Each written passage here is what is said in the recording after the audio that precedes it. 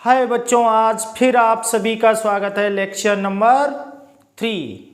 किसका? Surface chemistry का lecture number 1। Lecture number 2 हम लोग पहले ही कवर कर चुके हैं।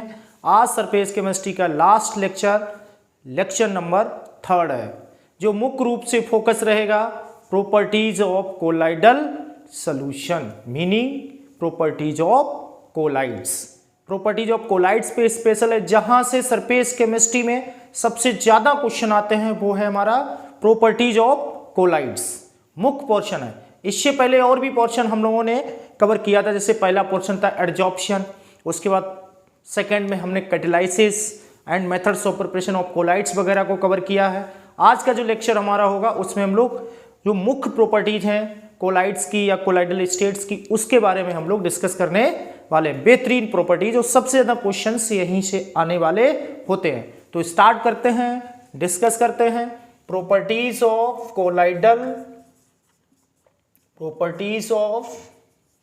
कोलाइड्स,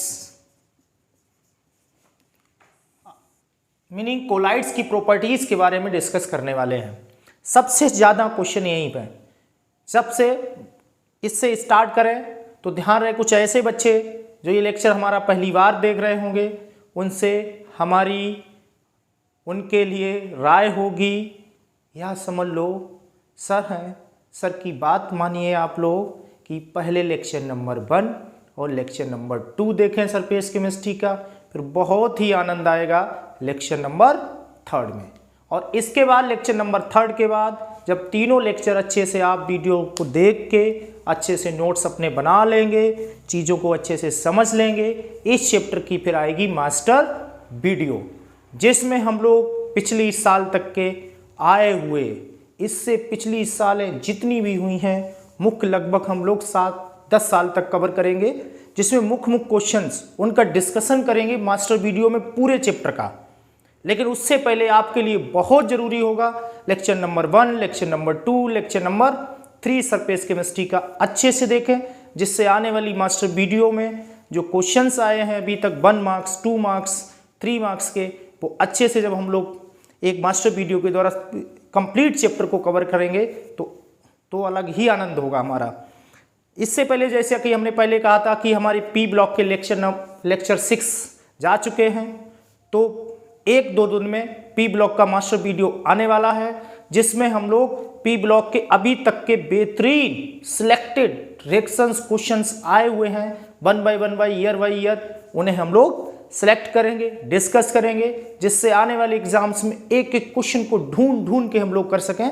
पी ब्लॉक का आएगा, उसके बाद फिर तुरंत सरफेस केमिस्ट्री का आएगा, क्योंकि पी ब्लॉक कंप्लीट हो चुका है। लेक्चर नंबर 6 के बाद आप लोगों ने अच्छे से वीडियो देख ली होंगी, पढ़ लिया होगा, नोट्स बना लिए होंगे, इसीलिए अब उसकी मास्टर वीडियो आ जाएगी 1-2 दिन में। उसे अच्छे से देखिए, पिछले सालों के आए हुए क्वेश्चंस अपने को चेक कीजिए कि हम कितना अच्छा अपना पी ब्लॉक प्रिपेयर कर चुके हैं सर। उसके बाद तुरंत सरफेस केमिस्ट्री का आ जाएगा।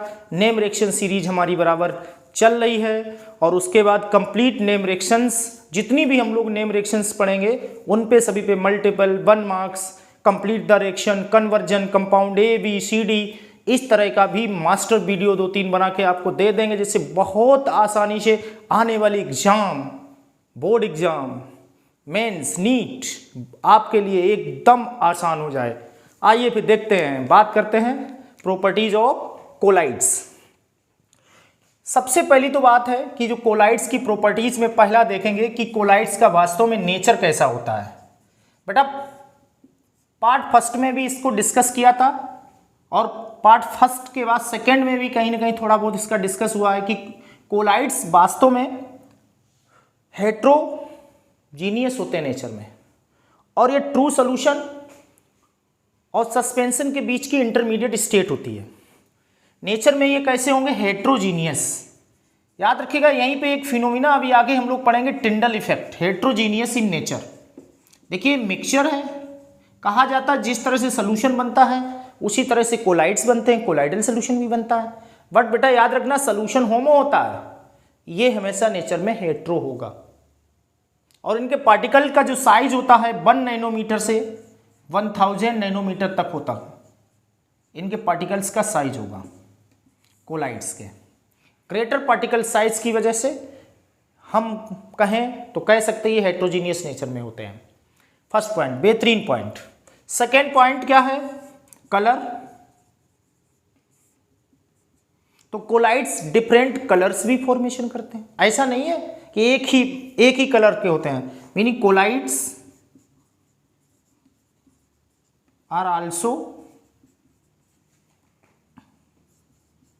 कलरफुल ड्यू टू different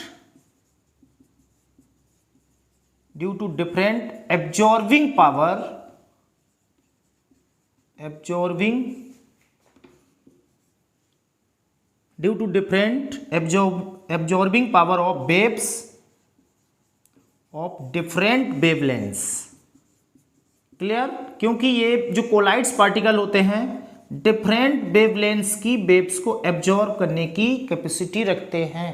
आपको पता है सन में कितने कलर्स होते हैं? 7।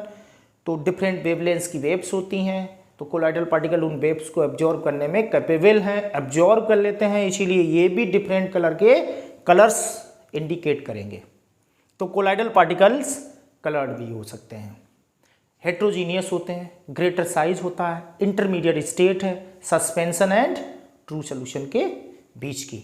मुख्य पॉइंट जो हमारे 2 हैं वो हम लोगों ने लिख लिए। इसे थर्ड भी और कह सकते हैं, डायनेमिक इन नेचर। क्या हो सकता है? Dynamic in nature. इन्हें डायनेमिक कहा जाता है। डायनेमिक मीनिंग डायनेमिक नेचर की ही वजह से कभी कभी किसी बुक में हो सकता हमने ही कहा हो, आपने भी कहीं पढ़ा हो, और कहीं क्या अक्सर मिल जाता है, इसे कोलाइडल स्टेट भी कहेंगे। क्या कहेंगे बेटा? इसे कोलाइडल स्टेट भी कहेंगे।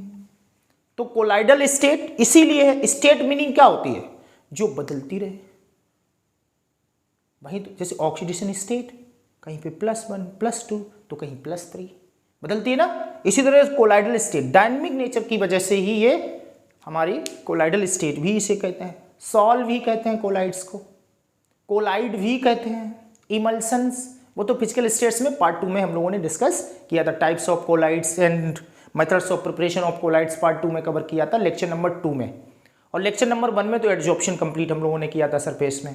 आज प्रॉपर्टीज, चलिए जल्दी नोट कीजिए, स्क्रीनशॉट लीजिए, आगे बढ़ते हैं। बेहतरीन प्रॉपर्टीज देखने वाले हैं कोलाइड्स की, आगे बढ़ते हैं। ओके हो गया? Done? Okay.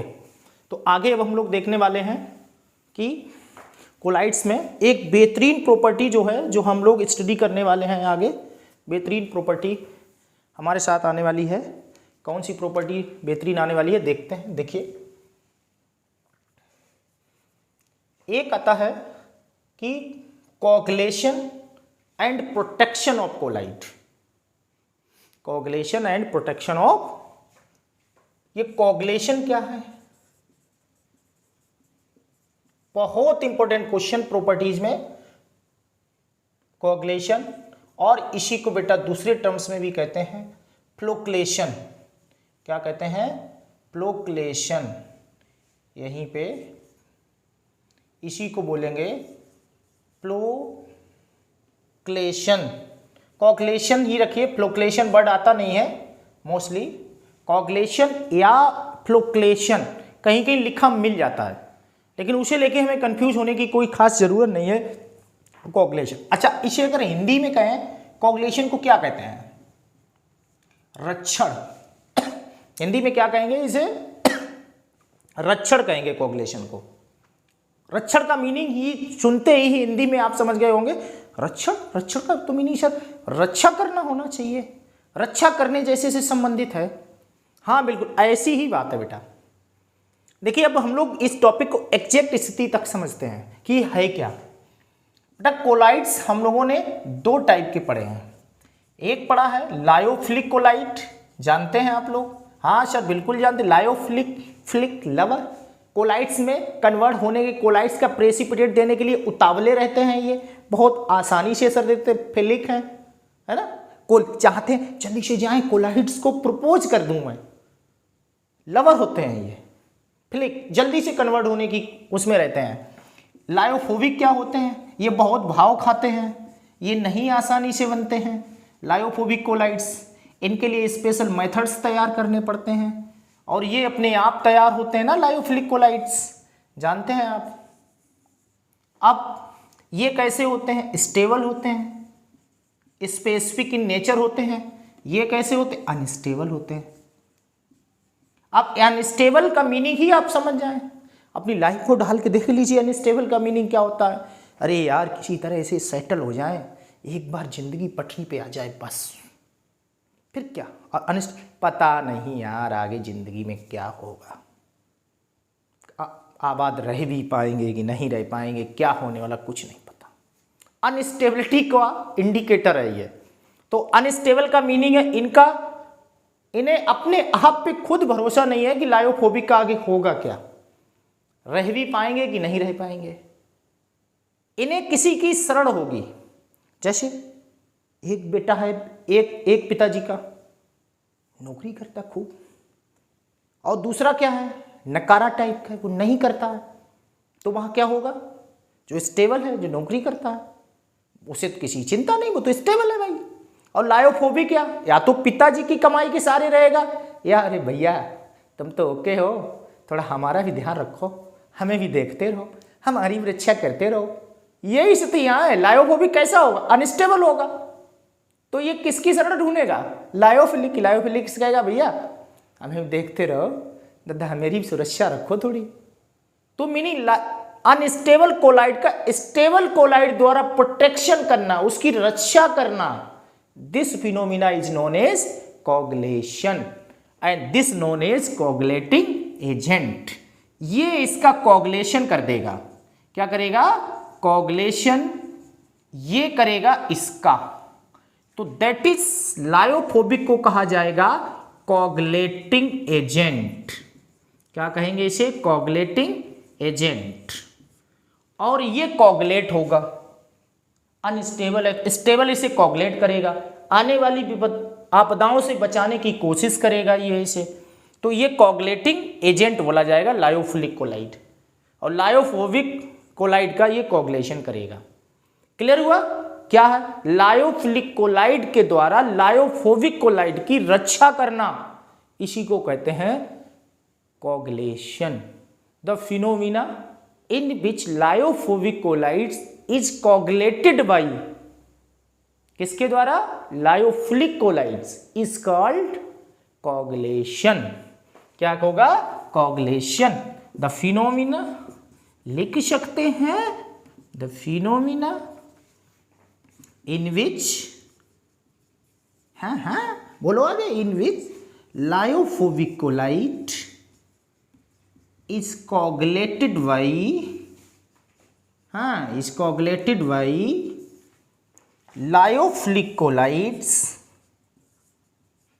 Lyophilic colloid is called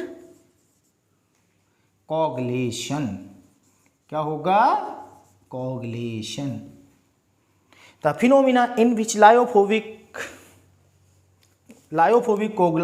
collide is coagulated by lyophilic colloid is called coagulation.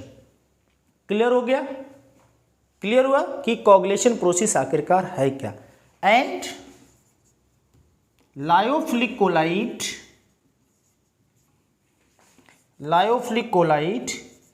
Is known as coagulating agent. उसे क्या कहेंगे हम लोग? कोगुलेटिंग एजेंट कहेंगे। क्लियर हुआ? कोगुलेशन क्या? लायोफिलिक कोलाइड के द्वारा लायोफोबिक कोलाइड्स को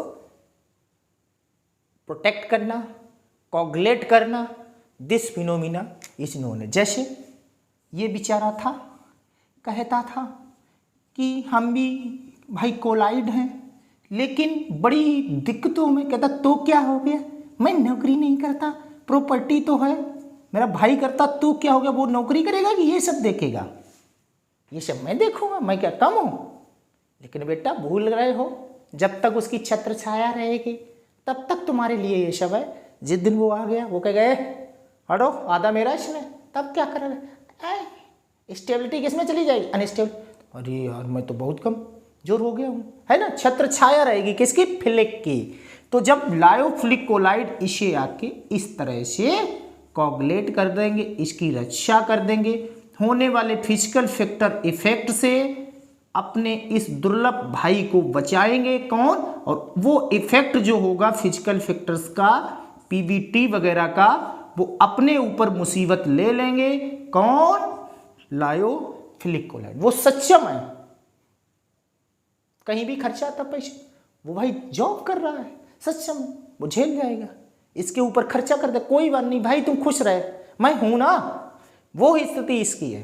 तो ये सारी समस्या ले लेगा। कभी देखा आप कोई भी मार्केट से प्रोडक्ट लेते हैं, मेडिसिन लेते हैं या कोई और खाने पीने के प्रोडक्ट लेते हैं, सभी में हम लोग क्या देखते हैं, एक्सपायरी डेट देखते हैं। इसका कभी फैक्ट लगाया आपने, एक्सपायरी डेट देखते हैं। एक्सपायरी डेट में क्या, 2 साल के बाद ये एक्सपायर हो जाएगी, 3 साल के बाद। तो क्या उसे, उस कोलाइड्स को प्रोटेक्ट करने के लिए, कोगुलेट करने के लिए क्या होता है, उसमें एक दूसरा स्टेबल कोलाइड मिला होता है जो उसकी लाइफ के, वो कब तक उसे कोगुलेट करके रख पाएगा, उसी के हिसाब से वो चीजें निश्चित की जाती हैं हमारी।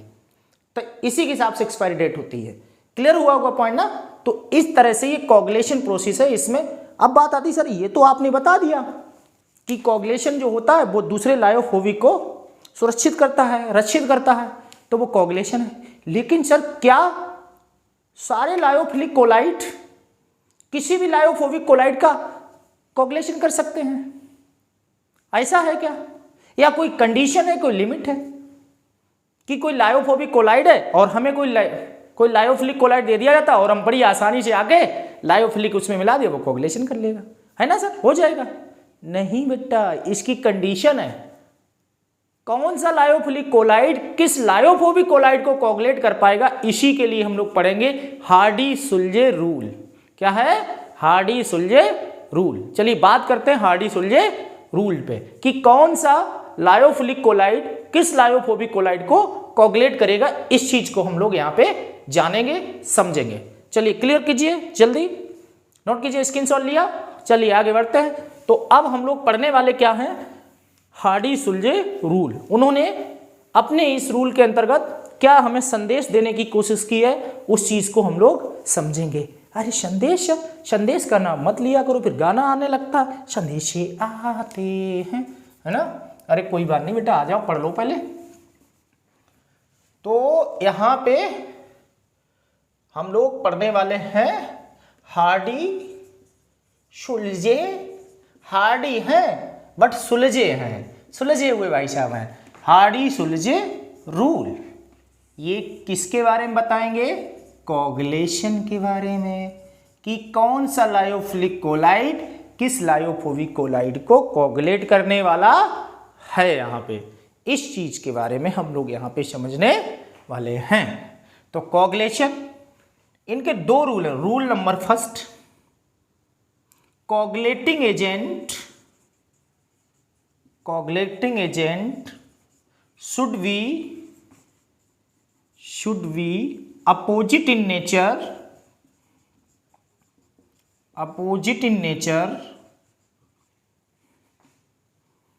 compared to lyophobic colloid.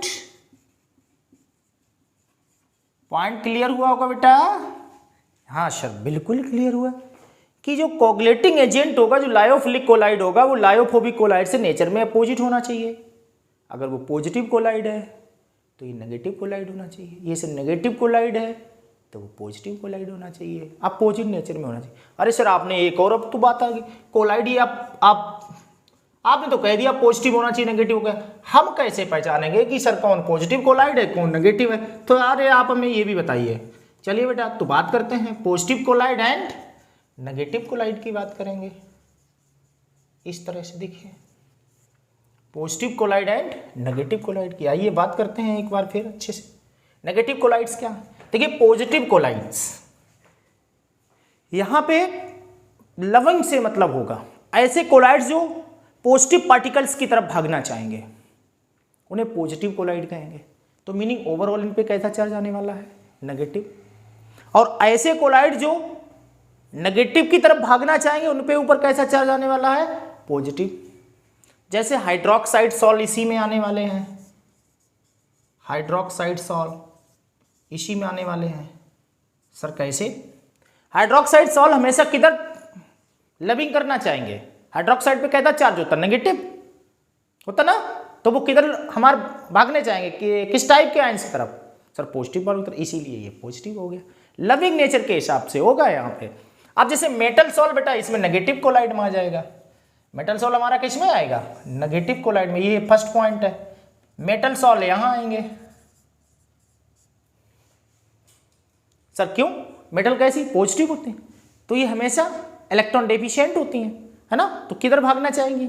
समझ गए ना? तो इस तरह से हम लोग बहुत आसानी से पॉजिटिव एंड नेगेटिव कोलाइड पहचान सकते हैं। लविंग नेचर के हिसाब से पॉजिटिव एंड नेगेटिव पहचाना जाएगा। तो इस तरह से क्या कहा? Coagulating agent should be opposite in nature compare to lyophilic colloid, lyophobic colloid. समझ चुके, अपोजिट में नेचर होना चाहिए, हड्डी सुलझे जो कहते हैं। और अगला पॉइंट क्या कह रहा है? The coagulating power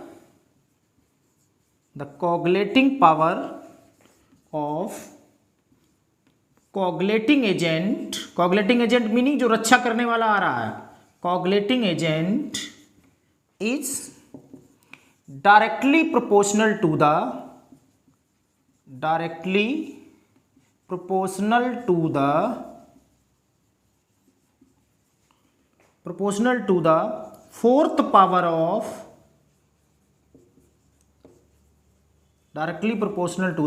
fourth power of valency of active ion।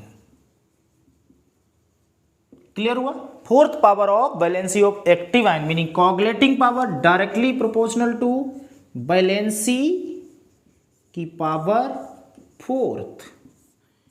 ये है यहां पे हार्डी-सुलजे रूल। जितनी ज्यादा वैलेंसी होगी उसकी कोगुलेटिंग पावर उतनी ही अच्छी होने वाली है। इसका मीनिंग क्या हुआ कि वो ही कोलाइड कोगुलेट कर पाएगा जिसकी वैलेंसी लायोफोबिक कोलाइड से ग्रेटर होगी, ज्यादा होगी। अब जैसे एग्जांपल में हम लोग लेते हैं, बहुत अच्छे से पहले नोट कीजिए फिर एग्जांपल करते हैं कि कौन सा बेटा कर पाएगा। स्क्रीनशॉट लीजिए जल्दी से बहुत अच्छे से। अब तो आप हम बहुत अच्छे स्कॉलर्स बच्चे बन चुके हैं, बहुत अच्छे से पढ़ाई करने लगे हैं, लेकिन आप एक और बहुत अच्छा सा नेक काम और करते रहिए। क्या? अपने टेंजेंटल्स की दुनिया को बढ़ाने में सहयोग थोड़ा कीजिए। इस केमिस्ट्री की दुनिया को बहुत अच्छा हमें बनाना है, बहुत आसान बनाना है, ट्रिकी बनाना है, इजी बनाना है। तो अगर चैनल को सब्सक्राइब नहीं किया है बेटा, चैनल को सब्सक्राइब कर लें। डिस्क्रिप्शन में जो हमारे जितने भी ग्रुप्स हैं, चाहे व्हाट्सएप हो चाहे टेलीग्राम ग्रुप हो, सभी के लिंक दिए गए, उसके द्वारा हमारे ग्रुप में आप ऐड हो जाइए, जिससे बहुत आसानी से हम लोग एक ऐसा ग्रुप बना सकें, कोई भी नया अपडेट होता है एकदम आप तक आसानी से इंफॉर्मेशन पहुंच सके। तुरंत डिस्क्रिप्शन में जाके आसानी से लिंक द्वारा हमारे व्हाट्सएप टेलीग्राम ग्रुप पे आप ऐड हो सकते हैं और अपने फ्रेंड्स को, अपने रिश्तेदारों को, जो भी IIT mains, NEET, 12th standard जिसमें भी है केमिस्ट्री की दुनिया में अपनी जुझारूपन से लगे हुए हैं, उन्हें तुरंत टेंजेंटल्स की दुनिया के लिए इनवाइट कीजिए, कार्ड भेजिए और कहिए देखिए कितने आसानी से यहाँ पे केमिस्ट्री पढ़ाई जाती है। चलिए आगे बढ़ते हैं। हो गया बेटा? ओके। तो अब हम देखेंगे, हार्डी-सुलजे रूल को अच्छे से समझ चुके हैं। अब बात अगर करते हैं कि FeOH का होल थ्राइस है, ठीक, इज कोगुलेटेड बाई, क्वेश्चन आ गया एग्जाम में, कोगुलेटेड बाई किसके द्वारा कोगुलेट होगा? एग्जाम्पल आ जाता है, ए ऑप्शन है AlCl3, बी ऑप्शन है MgOH का होल ट्वाइस, सी ऑप्शन है K4FeCN6, डी ऑप्शन बेटा आ जाता है PCl, मीनिंग रख सकते हैं हम लोग CuOH का होल ट्वाइस। तो इसमें से कौन सा है जो इस कोलाइड का कोगुलेशन कर पाएगा? बताइए कौन है इसमें जो इसका कोगुलेशन कर पाएगा? देखिए बेटा, अगर इसका आयोनाइजेशन करते हैं तो Fe ये 3+ आने वाला है और ये हमारा ये 3OH- आने वाला है। क्लियर? तो यहाँ पे वैलेंसी कितनी है, मैक्सिमम वैलेंसी 3 है, तो यहाँ भैया कितने वैलेंसी का होना चाहिए, इससे ग्रेटर वाला होना चाहिए। यहाँ पे 3 होगी, यहाँ 2 होगी, यहाँ 2 होगी, यहाँ कितनी होगी वैलेंसी 4 होने वाली है। तो बस ये ही सक्षम है, ये ही कोगुलेट कर पाएगा, इन तीनों की औकात नहीं है। जल्दी कीजिए क्वेश्चन को, चीज समझ चुके हैं होंगे, हार्ड ही सुलझेगा, असली मीनिंग समझ में आ गया होगा। कोगुलेशन कौन करेगा कौन नहीं करेगा, कोगुलेशन प्रोसेस भी अच्छे से समझ चुके होंगे। Very good. आगे एक और अच्छा सा क्वेश्चन करते हैं, नन्ना सा प्यारा सा अच्छा सा। Which one is correct order, question है which one is correct order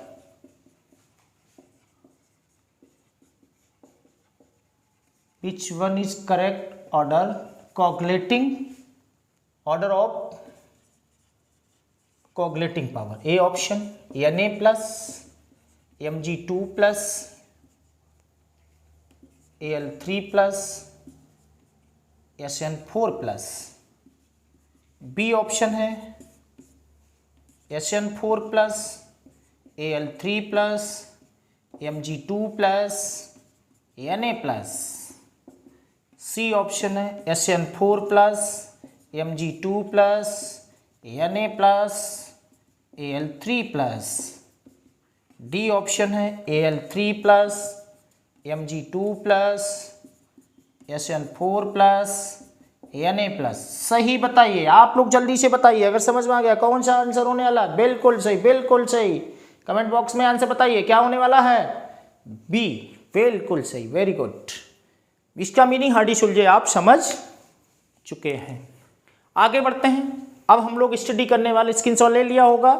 आगे बढ़ते हैं, अब हम लोग बात करेंगे प्रोटेक्शन ऑफ कोलाइड। ये प्रोटेक्शन ऑफ कोलाइड क्या है, प्रोटेक्शन ऑफ कोलाइड। सर अभी तक क्या कर रहे थे, वो भी तो प्रोटेक्शन ऑफ कोलाइड ही तो कर रहे थे।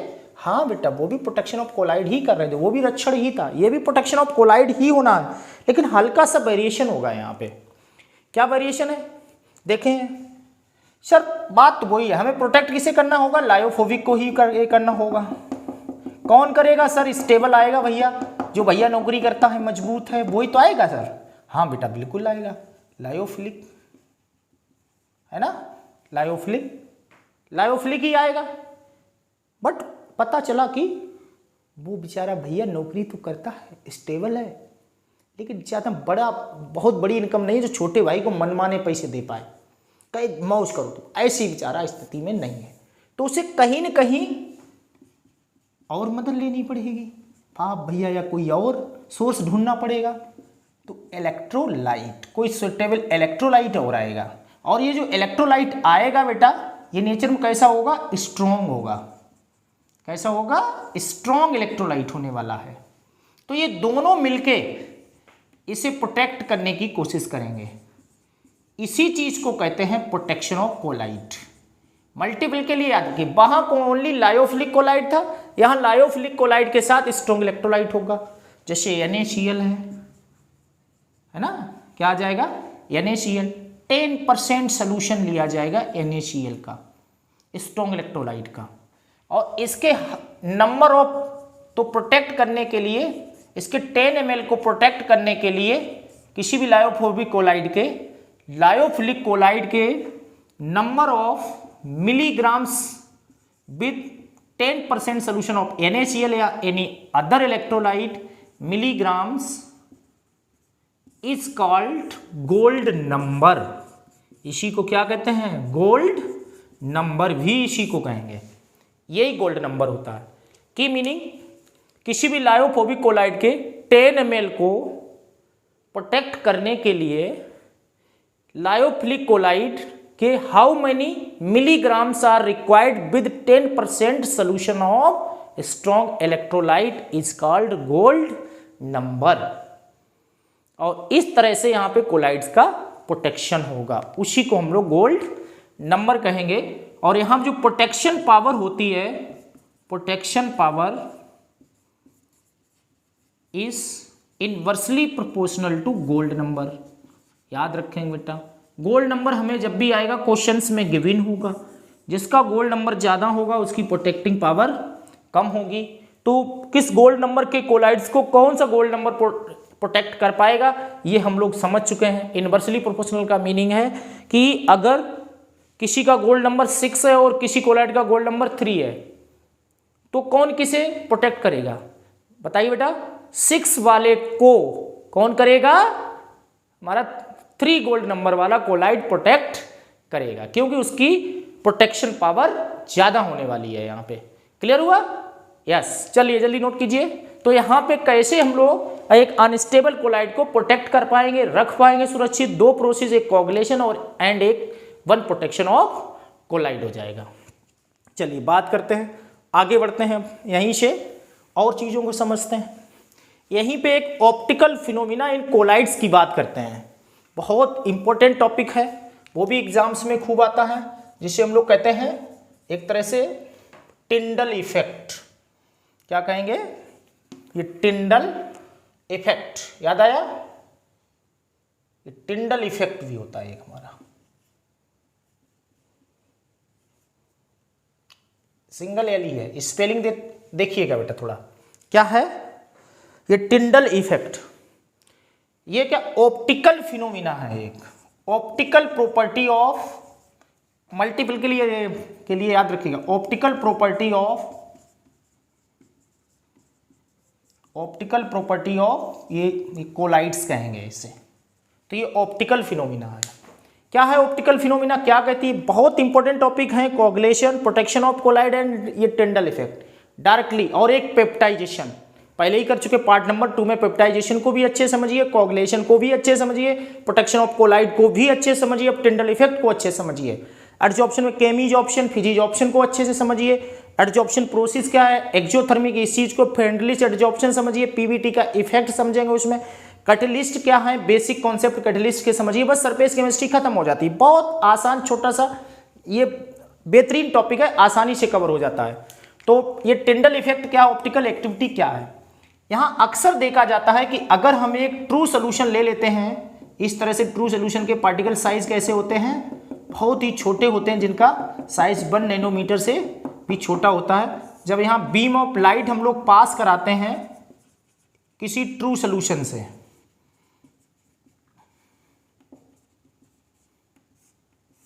इस तरह से, तो यहां हम देख रहे कुछ भी हमें इफेक्ट दिखाई नहीं दे रहा है, बीम ऑफ लाइट। तो the path of light is not visual,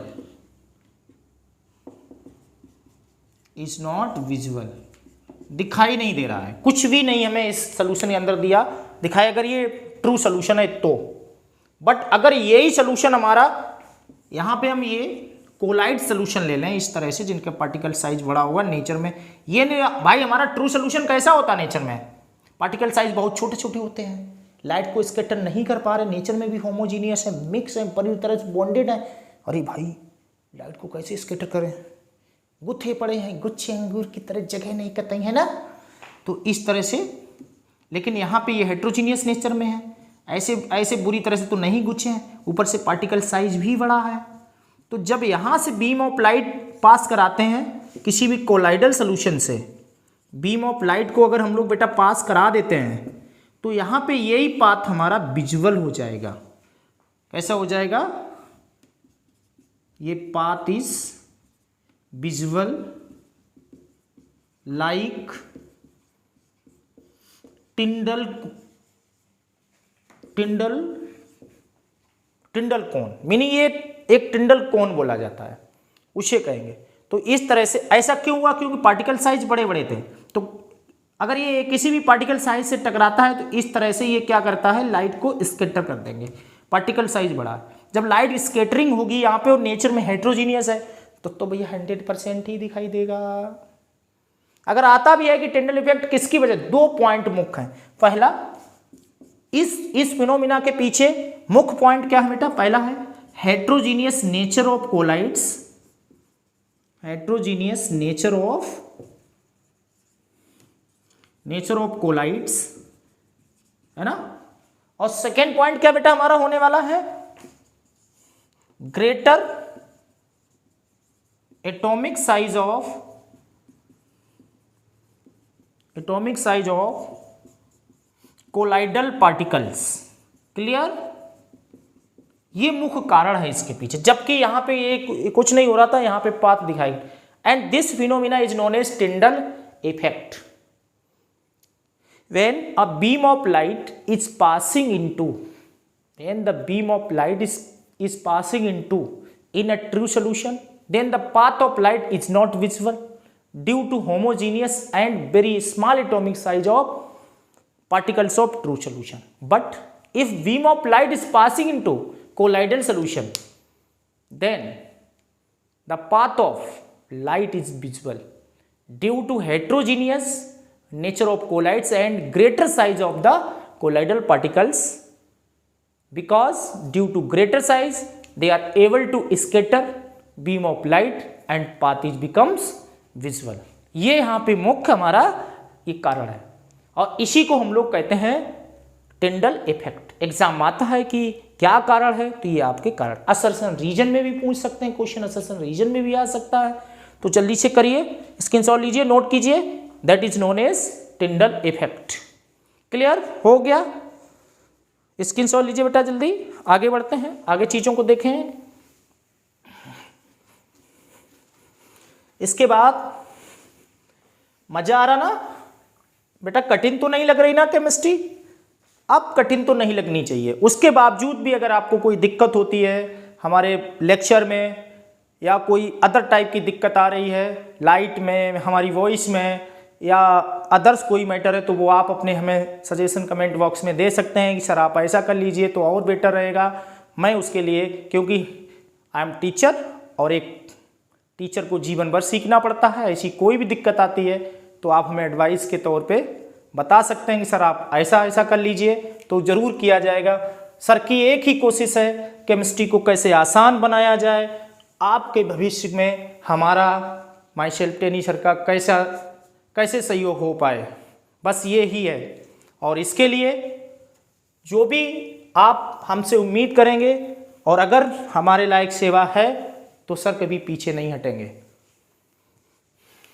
तो इसके बाद मुख्य जो टॉपिक थे वो हम लोग कवर कर चुके। थोड़ा सा यहाँ पे करते हैं डबल लेयर थ्योरी के बारे में भी, जब बताते हैं डबल लेयर थ्योरी यहाँ पे कोलाइड्स की क्या है उस चीज़ को देखिए। हम लोग जानते हैं ये सॉलिड कैटेलिस्ट है, इसे एडजॉर्बेंट कहेंगे, हम लोग एडजॉर्प्शन में पढ़ चुके हैं। जब भी कोई कोलाइड्स यहाँ पे आएगा, जब भी कोई कोलाइड्स आए, समझ लीजिए, हो सकता है 1 मार्क्स के क्वेश्चन है, कोई इतना most mini important topic type का नहीं है, लेकिन चीज़ों को समझना जरूर है। जैसे अभी ये कोलाइड्स कोई आता है, यहाँ पे कोलाइड्स है, इसका हमें एडजॉर्प्शन कराना है, बहुत आसानी से चीज़ों को समझेंगे इसके ऊपर जब कोलाइड्स आएगा। तो ये यहाँ पर एडजॉर्प्शन कैसे होगा आपको पता है? डबल लेयर थ्योरी क्या कहती है? कोलाइड्स में भी प्लस माइनस पार्टिकल्स होते हैं। तो अब अगर ये मेटेलिक है ना, तो इस पे कौन एडजॉर्ब पहले पार्टिकल होंगे? नेगेटिव वाले। अब नेगेटिव के बाद किसकी बारी आएगी? पॉजिटिव वालों की। इसके बाद ये पॉजिटिव वाले होंगे एडजॉर्ब इसके ऊपर, इस तरह से बेटा, है ना? तो इस तरह से अब ये प्लस वाले पार्टिकल्स आने वाले हैं।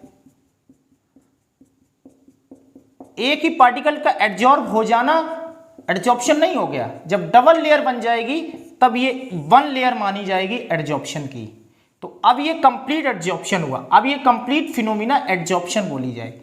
अब एडजॉर्प्शन हुआ तो इसका मीनिंग क्या है? जो कोलाइड्स होते हैं इनका डबल लेयर की फॉर्म में एडजॉर्प्शन होता है। किस फॉर्म में एडजॉर्प्शन होता है?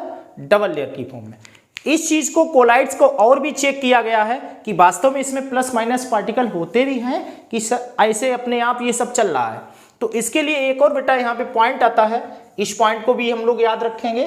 एक और आता है इलेक्ट्रोफोर्सेस। इलेक्ट्रोफोर्सेस क्या ये है? देखिए इसे भी बहुत अच्छे से किया गया और चीजों को जाना गया कि है क्या ये।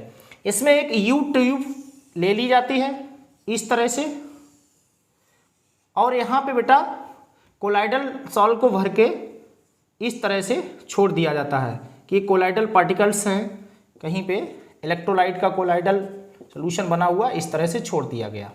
और इसमें बेटा इलेक्ट्रोड्स फिट कर दिए जाते हैं, इस तरह से इलेक्ट्रोड्स फिट कर दिए गए, माइनस और ये जैसे ही इसमें करंट फ्लो की जाती है तो हम लोग क्या देखते हैं कि कुछ पार्टिकल इधर दौड़ रहे थे तो कुछ पार्टिकल इधर दौड़ रहे थे।